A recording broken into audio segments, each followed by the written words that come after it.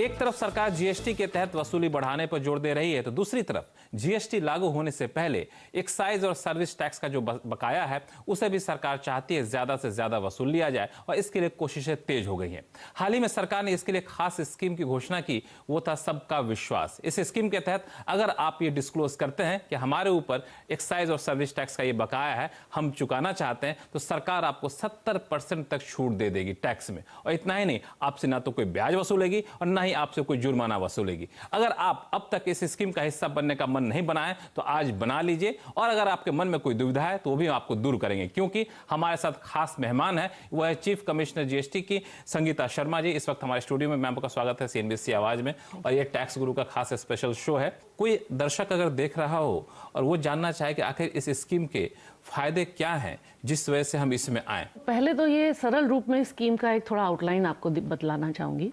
वो ये कि चलते चलते जिस तरह से टैक्स इम्प्लीमेंट होता है, तो उसमें टैक्स पेयर के अगेंस्ट जो भी डिपार्टमेंटल एक्शन होता है उसके कई स्टेजेस रहते हैं।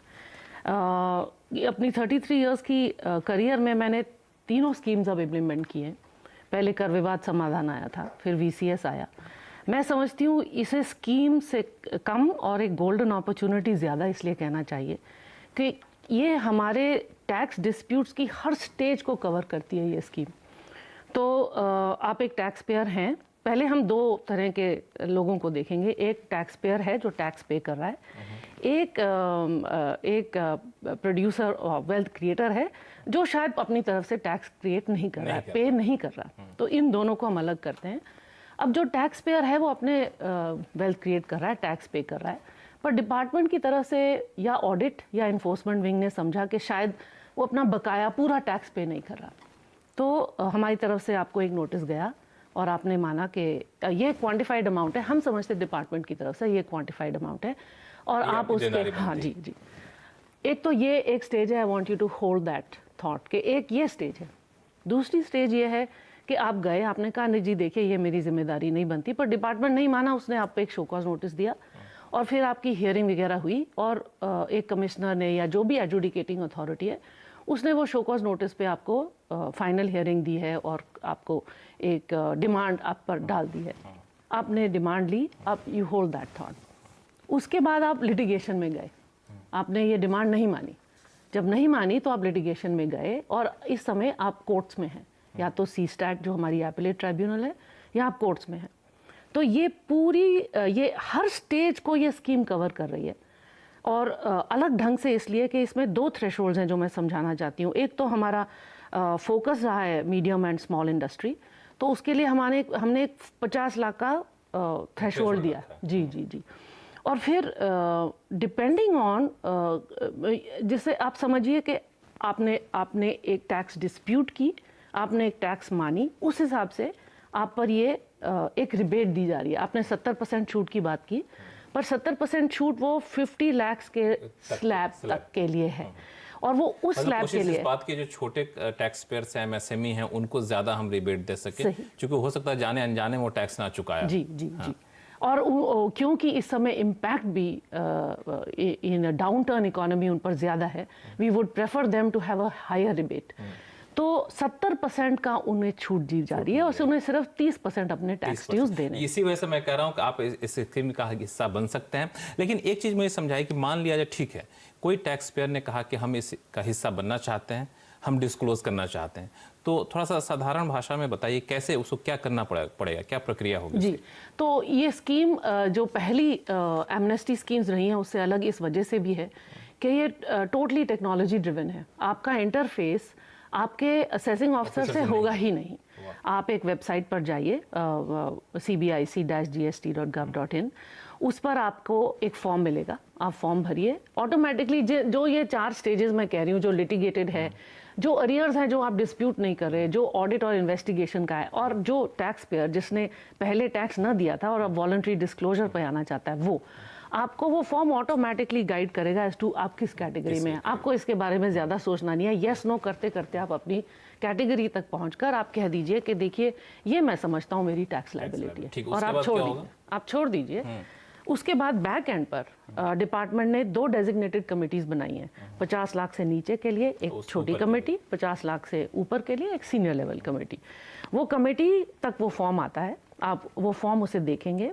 साथ ही हमने डिपार्टमेंटल रूप पे एक पूरी तैयारी की है जिसमें हमें तमाम रिकॉर्ड्स हैं, हमारी जितनी भी लिटिगेटेड डिमांडेड मैटर्स हैं, जितने भी हैं, उनका हमारे पास पूरा फाइल रिकॉर्ड है। जी, हम उसे मैच करेंगे। ठीक है। और यदि मैच कर दिए तो जैसे इनको फॉर्म 1, 2, 3, 4 ऐसे नाम दिए गए हैं, पर फॉर्म 1 आपका है एज अ टैक्स पेयर और फॉर्म 3 हमारा है कि ठीक है हमने मान लिया। फॉर्म 2 जो बीच का है उसमें यह है कि सुनिए, हम नहीं समझते कि आपने जो बताया वो सही है, तो ये डिमांड हम हमारी तरफ से हम ये कहते हैं। आपको कहा जाता है आप इसके बारे में आपका क्या विचार है, आप वापस फॉर्म लीजिए और कहिए देखिए मुझे पर्सनल हियरिंग दीजिए and now I wish to have an interface with you, क्योंकि मैं समझाना चाहता हूं कि आपका कहना गलत है। उनको एक मौका दिया जाएगा, आप अपनी बातों को अच्छे से रख सकते हैं। लेकिन एक मेरे मन में सवाल ये उठा, ठीक है मैंने बताया कि मेरा 40 लाख रुपए का डिस्क्लोज बनता है, आपने कहा जी 40 लाख नहीं आपका 50 लाख बनता है। हमने कहा नहीं जी आपकी बात हम नहीं मानेंगे, लेकिन तब तक तो हम डिस्क्लोज कर चुके हैं, अब हम अपने आप को बैक ट्रैक कर नहीं सकते, क्योंकि बैक ट्रैक करेंगे स्कीम खत्म होगी, आप छापे मार दीजिएगा मेरे ऊपर। जरूरी नहीं है, ऐसा कहना बिल्कुल ठीक नहीं रहेगा। क्यों? वो इसलिए कि छापे मारने की इंटेंशन से हम इस स्कीम को लाए ही नहीं है। एफएम ने वेल ऑफ द हाउस में कहा है we want to get rid of the baggage, we want to move forward in GST. जहाँ पे हमने एक गैप छोड़ा 1 साल के लिए, वो सिर्फ उन टैक्स पेयर्स पे है जो वॉलंटरी डिस्क्लोजर के अंडर आ रहे हैं। वहाँ हमने कहा है ये ज़रूरी नहीं कि हम आपकी लायबिलिटी पूरी माने, आप आइए और उस टैक्स पेयर पर लायबिलिटी में कोई छूट नहीं है, इंटरेस्ट और पेनल्टी और प्रोसिक्यूशन इन तीनों पे छूट है, पर लायबिलिटी वो 100% देंगे। और उसके बाद हम 1 साल तक हम थोड़ा सा मोहलत चाहेंगे कि हम कंफर्म कर पाएं कि जो आपने लायबिलिटी कही है वो सही है या नहीं। बाकी tax payers already they are within. इसमें एक मामला उठता है कि मान लिया कोई टैक्स पेयर्स है जो आपके शोकस नोटिस के खिलाफ, आपकी कार्रवाई के खिलाफ उसने कोर्ट में अपील कर रखा है जी, और कोर्ट में अपील कर रखा है, लेकिन वो अब चाहता है कि नहीं जी कोर्ट के चक्रों में नहीं पड़ेंगे, हम तो जाना चाहते हैं इस स्कीम में। तो क्या उसके लिए रास्ते खुले हुए हैं? जी, रास्ते बिल्कुल खुले हुए हैं। इनफैक्ट जो दूसरा सर्कुलर निकला है जो ओपन सोर्स में है भी, जी, उसमें आप एक अंडरटेकिंग ही दीजिए कि मैं आगे इस चीज़ को लिटिगेट नहीं करूंगा एंड आप आके अपना बकाया जो भी ड्यूज है डिक्लेयर करिए and we will take that undertaking. सिर्फ उस अंडरटेकिंग से ही काम चलेगा, हमको केस विड्रॉ करने की जरूरत नहीं पड़ेगी? वो अंडरटेकिंग इन्फोर्स ना हो अच्छा है। अच्छा, लेकिन मान लिया जाए हमने वहाँ से अंडरटेकिंग दिया कि हम आपके साथ कॉम्प्रोमाइज़ डिस्क्लोज करना चाहते हैं, बात बनी नहीं, तो फिर क्या हमारे पास इस बात का अधिकार हुआ कि हम वाकई अपना जो प्लेटफॉर्म पे जहाँ कोर्ट में हमारा केस चल रहा था उसको फिर से हम इनिशिएट कर सकें? आप अगर विड्रॉ नहीं किए तो ज़रूर आई थिंक आप इनिशिएट कर पाएंगे। लेकिन ये तो रहा टैक्स मेरे ख्याल से हम इतना टाइट नहीं इस चीज़ को अमल करेंगे। एक तो रहा टैक्स पेयर्स के लिहाज से, लेकिन दूसरा मामला है कि मान लिया जाए इनकम टैक्स डिपार्टमेंट, एक सर्विस टैक्स एक्साइज डिपार्टमेंट ही, सीबीईसी जो पहले था वही डिपार्टमेंट ही कोर्ट में गया हुआ है फिर किसी मामले को लेकर के, तो वैसे मामले में क्या होगा? इस मामले में डेफिनेटली मैं ये कहूँगी कि ये एक कैटेगरी है जिसमें कई लोगों को कुछ प्रॉब्लम आ सकती है। वो इस वजह से कि हमें ये छूट नहीं है कि हमारे जो ड्यूज चल रहे हैं लिटिगेशन में उन्हें हम रोक पाएँ। इनफैक्ट सबसे ज़्यादा फॉर्म 2 उसी में 2A इसी में जनरेट होगा कि आप समझते हैं मेरी लायबिलिटी ये है, पर उसी केस में आप जाने ना जाने डिपार्टमेंट भी अपील में है on a different issue for a different amount. तो हमें एज डेजिग्नेटेड कमिटीज़ हमें ये छूट नहीं है कि हम उस क्वांटिफिकेशन को चेंज कर सकें। उसमें एमनेस्टी स्कीम हो सकती है पर ये छूट नहीं है। छूट नहीं है इसमें। अच्छा, ये सिर्फ एक्साइज और सर्विस टैक्स से मामला जुड़ा हुआ है या फिर जितने भी सेस के भी मामले कई सारे जी जी, सभी इनफैक्ट बहुत एक्ट्स हैं, सेस के मामले भी हैं, सभी मामले, क्योंकि जब भी आप एक्साइज जी जब भी आप एक्साइज और सर्विस टैक्स देते हैं उनके साथ जितने भी सेस जुड़े हुए हैं वे उन पर भी छूट है। इनफैक्ट जिन पर छूट नहीं है वो ऑलरेडी डिक्लेयर्ड है, जैसे कि टोबैको आइटम्स। और यदि आप पे प्रोसिक्यूशन का कोई भी प्रोसीडिंग है तो अगर आपका एक एरोनियस रिफंड पे आपको एक नोटिस मिला हुआ है तो, और यदि आप सेटलमेंट कमीशन में गए और वो मामला सेटल हो गया तो इस तरह से कुछ टैक्स पेयर्स हैं जो इस स्कीम के बाहर हैं, और वो भी जब आप फॉर्म 1 भरेंगे तो येस नो में ही आपको मालूम चल जाएगा वेदर यू कैन और you can not proceed further. वहाँ पूरा FAQ वहाँ पे दिया हुआ, इसमें आप ले सकते हैं। इसमें एक है जो हम लोग पहले चर्चा कर रहे थे, ये था कि हमने जो अपील की, जो आपने डिस्क्लोज किया, उस डिस्क्लोज के अमाउंट से अगर डेजिग्नेट कमेटी सहमत नहीं होता है तो क्या, एक तो हमारा है कि सामने जाकर हम बैठ के अपनी बातों को साफ रखें, और कोई रास्ता आप लोगों ने रखा है? ये ज़रूर कर रहे हैं हम आउटरीच प्रोग्राम्स से ही, क्योंकि अब ये टेक्नोलॉजी ड्रिवन है। सो वन ऑन वन हम आपके केस को लेकर प्रोसेस में नहीं आएंगे, परंतु हमारी आउटरीच प्रोग्राम्स बहुत डीप हैं इस समय। एंड मैं अभी बतलाती हूँ, क्योंकि ये सबसे इम्पॉर्टेंट मेरा मैसेज है कि इस स्कीम की मुझे नहीं लगता कि अगर कोई भी सोच रहा है एक्सटेंशन होगी, स्कीम पर एक्सटेंशन नहीं आएगी। बिल्कुल, अगला सवाल मैं यही पूछने जा रहा था कि इस स्कीम के तहत आमतौर पे होता है कि रिटर्न फाइल करने की मियाद हो या दूसरे मियाद, उसको सरकार आखिर वक्त पे बढ़ा देती है, तो उसमें कोई गुंजाइश नहीं है। I think it will be wrong कि अगर कोई समझे गुंजाइश है तो we will not go forward. अब यही एक मौका है टू शेड द बैगेज। उसके बाद हमें जीएसटी को बहुत आगे बढ़ाना है, हमारे पास टाइम नहीं है। इससे आगे क्या एक मैसेज और देना चाहेंगे आप कि जिनके ऊपर देनदारी बनती है, टैक्स छुपा के बैठे हुए हैं, वो डिस्क्लोज कर दीजिए। इस स्कीम के बंद होने के बाद आप पे कार्रवाई करेंगे। कार्रवाई करें ना करें हमें कैसे मालूम, अभी तो हमें नहीं मालूम। Better that they disclose. And एक रेजीम जा रही है पीछे और उसे हम लेगेसी कह रहे हैं, तो हम सभी को इसे छोड़ना है। We have to move forward together, that is what I say. इसमें एक जो मामला जो पिछले दिनों सर्विस टैक्स की स्कीम भी आई थी, जिसमें हम लोग ऐसे ही कुछ डिस्क्लोज करने की स्कीम, एमनेस्टी स्कीम टाइप से लाए थे 2013 में, तो उसमें कई लोगों की शिकायत ये थी, फिर अनुभव ये कहता था कि हमने डिस्क्लोज कर दिया और डिस्क्लोज करने के बाद अथॉरिटी ने हमारे को माना नहीं, बोला कि नहीं आपका सही नहीं है इसमें, और 30 दिन बाद रिजेक्ट कर दिया। रिजेक्ट करने के बाद पता चला कि जिन लोगों ने डिस्क्लोज किया था उनके ऊपर रेड मारने शुरू कर दिए गए। तो लोगों का ये कहना था इस स्कीम के बारे में, सबका विश्वास नाम तो रखा है लेकिन मुझे बहुत ही अविश्वास लग रहा है, तो ये कितना सही है? VCS जब आई थी उसके स्कीम के जो आर्किटेक्चर था सो अलग था। इस स्कीम का आर्किटेक्चर बिल्कुल अलग है, क्योंकि इसे स्कीम आप कम मानिए और अपॉर्चुनिटी ज़्यादा मानिए, तभी हम आगे बढ़ेंगे। VCS सर्विस टैक्स के रेजीम के अंदर एक डिस्क्लोजर स्कीम थी, कंप्लायंस ड्रिवन थी।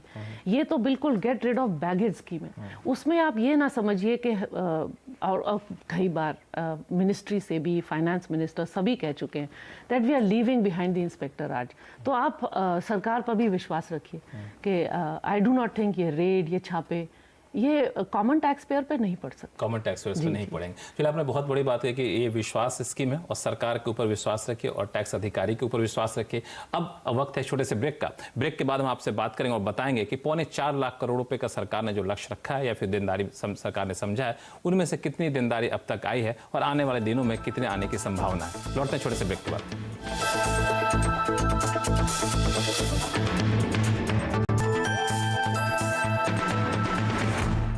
ब्रेक के बाद एक बार फिर से आपका स्वागत है और ये है हमारा टैक्स गुरु स्पेशल, जिसमें हम बातचीत कर रहे हैं एक ऐसे स्कीम के बारे में जिसका नाम है सबका विश्वास, जिसके तहत आप अपनी टैक्स की देनदारी, जो एक्साइज ड्यूटी की हो या फिर सर्विस टैक्स का हो, वो आप इसको डिस्क्लोज कर सकते हैं अगर आपने अब तक इसे नहीं चुकाया है। तो इस पर आपको कई तरह की रियायतें मिलेंगी, लेकिन कई सारे कन्फ्यूजन है जिस पे हम बातचीत कर रहे हैं चीफ कमिश्नर मुंबई संगीता शर्मा जी से। मैम, एक जो बातचीत हम लोग कर रहे थे ब्रेक पे जाने से पहले, वो ये था कि कई लोगों के मन में दुविधाएं रहती हैं कि हमने डिस्क्लोज कर दिया, फिर हमारे ऊपर कोई कार्रवाई नहीं होगी, ये सरकार कैसे सुनिश्चित करेगी। तो इससे जुड़े हुए 2-3 सवाल उठे। कई लोगों से मैंने बातचीत की तो उनका कहना था कि क्यों ना आप कमिटी को इस या फिर ऑफिसर को इस बात का राइट, उनके पास जो अधिकार उसे हटा लीजिए कि आप रिजेक्ट कर सकते हैं, एक्सेप्ट कर सकते हैं। जो हमने डिस्क्लोज किया उसको रिजेक्ट एक्सेप्ट करने का अधिकार नहीं रहेगा। हम ये मान के चलें कि हमने जो डिस्क्लोज किया सरकार उसको मान लेगी, क्योंकि डर ये है कि एक बार डिस्क्लोज कर दिया हमने तो अपने पत्ते खोल दिए सरकार के सामने, अब सरकार उसको नहीं स्वीकार करेगी तो अब तो हम फंस चुके हैं। जी, ये फियर तो है, बिकॉज आज की टेक्नोलॉजी के ज़माने में डेटा इज़ गेटिंग कैप्चर्ड।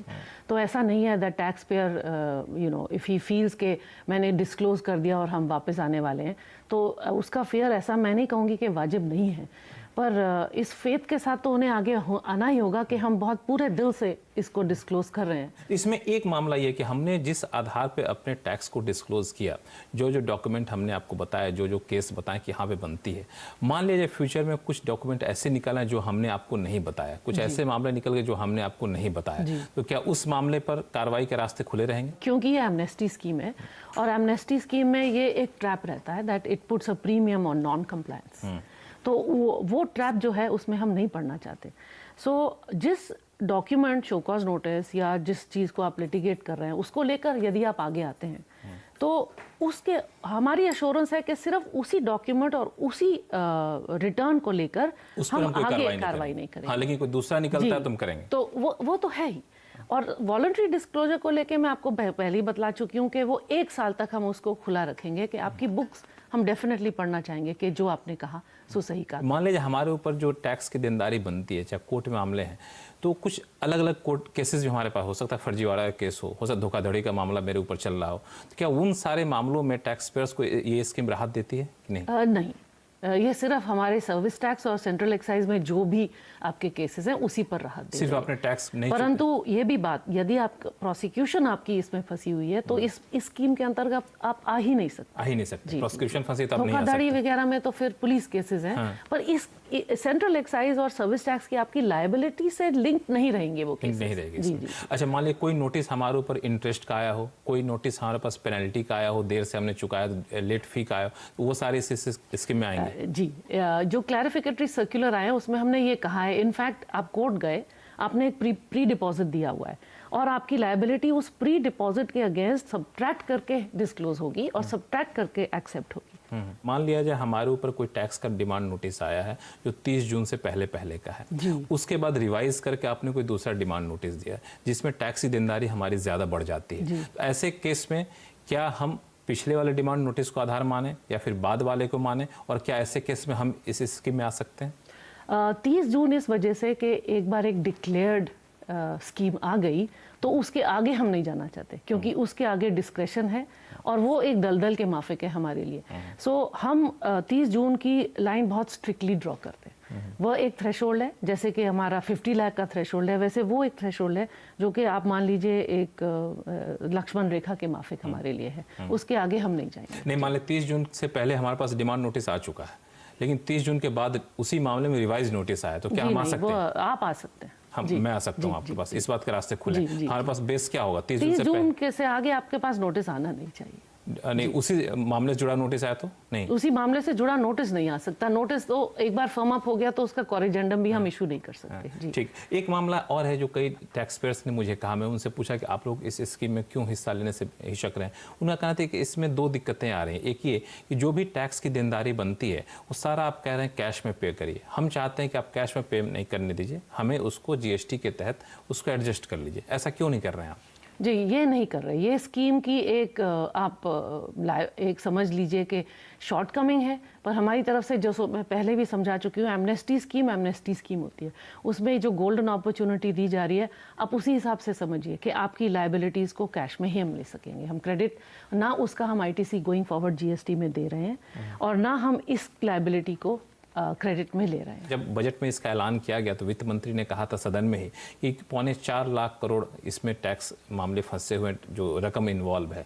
तो मुंबई जोन को आप देख रही हैं, मुंबई जोन की हिस्सेदारी इसमें कितनी मान के चल रही है? काफ़ी हद तक जब भी टैक्स की बात होती है तो मुंबई, महाराष्ट्र मैं बोलूँगी, मेरा जोन सिर्फ मुंबई, पालघर, रायगढ़ और थाने डिस्ट्रिक्ट्स में है, पर महाराष्ट्र हर टैक्स लायबिलिटी का 1/3 है। या इस स्टेट की प्रॉस्पेरिटी इतनी है, इसकी बिजनेस इतनी रिच है। सो उसी हिसाब से आप आंकड़े, हम इस समय, I would not like to diverge, but इस समय हमारे आंकड़े इतने हैं दैट हम पे जिम्मेदारी बहुत है इस स्कीम को सक्सेसफुल बनाने की। हम ये भी समझते हैं कि टैक्स पेयर अपनी लायबिलिटी को पुश करता है टिल सच टाइम के लास्ट डे आ जाए। ये बहुत बार देखा गया कि अगर 31 दिसंबर लास्ट डे है, पर ये टैक्स पेयर को मैं ये कहना चाहूँगी कि आप ये ना समझिए कि आप फॉर्म भरने के लिए 31 दिसंबर पर बैठेंगे। It will be too late, क्योंकि वो फॉर्म 3, फॉर्म 2 ये तो आना ही है। तो आप फॉर्म 1 डेफिनेटली दिसंबर फर्स्ट वीक में अपना जो भी आपकी जिम्मेदारी है उसको समझ के आप भर दीजिएगा, बिकॉज हमारे प्रोसेसेस लंबे हैं। यदि आप पर लायबिलिटी आ गई, आप देना भी चाहें तो 31 दिसंबर के बाद आप द डोर्स विल क्लोज। तो मतलब अंतिम तारीख तक आप इंतजार नहीं करें। इसमें आपके यहाँ कितने मामले हैं आपके जोन में? जी, हमारे कुछ 11,000 मामले हैं जो हम टेक्निकली समझते हैं। मैं नहीं कहूँगी कि all of this will translate into revenue, but जो हम टेक्निकली समझते हैं, और हमारे 11 जो कमिश्नर्स हैं उन सब को 1-on-1 भी मिलकर कांटेक्ट करके समझाने की कोशिश कर रहे हैं। जो मेरे आउटरीच प्रोग्राम के बारे में जो मैं कह रही थी, हमने 2 तरफा किया है। एक तो ये कि जो पोर्टल है उसको छोड़कर 1-on-1 उनसे बात करके, उनसे आग्रह करके हम उनको स्कीम समझा के उनको विद इन द फोल्ड लाना चाह रहे हैं। और दूसरी तरफ हमने सोशल मीडिया के थ्रू, पब्लिक स्पॉट्स के थ्रू, अपने दफ्तरों में, हमारे यहाँ 20 लोकेशंस पे GST सेवा केंद्र हैं जो हेल्प डेस्क के माफिक लेगेसी के भी ये जी। तो इस तरह से हमारी कोशिश है कि हम ज़्यादा से ज़्यादा टैक्स पेयर्स को ला पाएँ। पर हम उनका इसमें अमाउंट कितना इन्वॉल्व है जो मुंबई में मुंबई में हम समझते हैं कि अगर हम 50,000 करोड़ की तरफ तो बहुत, क्योंकि हमारी भी लिटिगेशन है, टैक्स पेयर की भी लिटिगेशन है, वो शायद हमारी लिटिगेशन न समझे, पर 50,000 करोड़ का जो हमारा जी अब तक स्कीम तो शुरू हो चुकी है, करीब महीने भर हो चुके हैं, अब तक कैसा रिस्पॉन्स रहा है? रिस्पॉन्स उतना अच्छा नहीं है जितना हम चाहते हैं, इसीलिए हमें लग रहा है, and I will tell you, एक पिटफॉल उसमें ये है कि बहुत ज़्यादा इसमें tax payers are waiting for the last minute, because after all हम वर्किंग कैपिटल की तरफ जाते हैं और वर्किंग कैपिटल एक बिजनेसमैन समझ के लास्ट मिनट पे करता है। तो इसीलिए बार बार हम ये कहना चाह रहे हैं, we are on the threshold of end of November, तो हम चाहेंगे कि जितनी जल्दी आप अपनी लायबिलिटी इस तरफ पार्क करें। आपने कुछ अपने मन में कुछ टारगेट रखा है कि हाँ इसमें से 50,000 करोड़ 55,000 करोड़ कितना हम ले पाएंगे? हमारे हम तो पूरा लेना चाहें, पूरा लेना पर आप कहें जो जैसे जिस तरह से स्कीम अनफोल्ड होगी, जिस तरह से टैक्स पेयर के मन में ये हम जागरूक कर पाएं, ये विश्वास जो आप कहते हैं कि हम छापे ना मारे और वो अपना डिस्क्लोजर फुल करें और हम उसे मान लें, तो हम समझते हैं जितना आ जाए। एक आखिरी सवाल, अब तक जो लोग डिस्क्लोज करें किस तरह केसेस हैं? इंटरप्रिटेशन के मामले ज्यादा हैं कि वाकई में डिफॉल्ट के मामले ज्यादा हैं? लिटिगेशन के मामले सबसे ज्यादा आए हैं हमारे सामने, वॉलंटरी डिस्क्लोजर के भी मामले आए हैं, ऐसा नहीं सभी आए, पर लिटिगेशन सबसे ज्यादा है। चलिए, हम उम्मीद करते हैं कि आपकी स्कीम काफ़ी ज़्यादा कामयाब हो और मुंबई जोन हर बार की तरह सबसे ज़्यादा टैक्स इसमें लेकर के आए और सरकार के खजाने में योगदान करे। आपका बहुत बहुत शुक्रिया हमारे इस खास शो में जुड़ने के लिए। तो ये था हमारा टैक्स गुरु स्पेशल, जिसमें हम चर्चा कर रहे थे सरकार की खास स्कीम सबका विश्वास के बारे में। आप देखते रहिए CNBC आवाज़। नमस्कार।